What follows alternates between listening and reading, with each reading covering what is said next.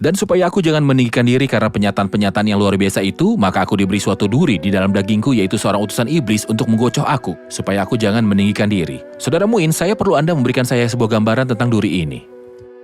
Sebenarnya dapat dikatakan, tujuan dari duri itu, sumber dan metode dari duri itu, atau bagaimana ia menderita karena duri itu.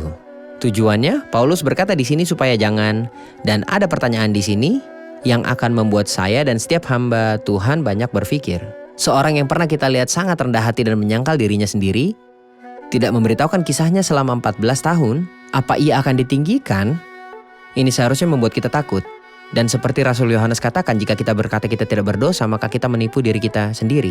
Kita semua rentan terhadap kesombongan dan peninggian diri, supaya aku jangan meninggikan diri.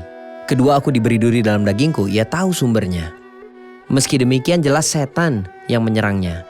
Namun sumber dari duri itu, Tuhanlah yang mengizinkannya. Itu diberikan oleh Tuhan kepada Rasul Paulus. Ia tidak menganggapnya sebagai bencana. Ia tidak menganggapnya bencana. Ia tidak menganggap bahwa setan akan dapat menyakiti dia ataupun sebuah malapetaka meski ia sedang melayani, tapi ia berkata itu diberikan padanya. Dan sepanjang itu adalah sebuah pemberian dari Allah, orang percaya harus bersyukur. Duri terdiri dari sebuah kesakitan tertentu, entah sebuah penyakit, kekurangan, aniaya, kesulitan. Ketika dia diusir dan diambil harta miliknya, aku diberi, ia terima dari tangan Tuhan dan bersyukur atasnya.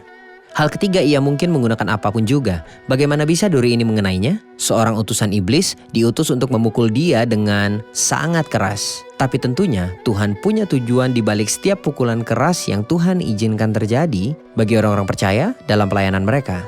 Ia berkata sesudah itu, sebab itu terlebih suka aku bermegah atas kelemahanku, supaya kuasa Kristus turun menaungi aku.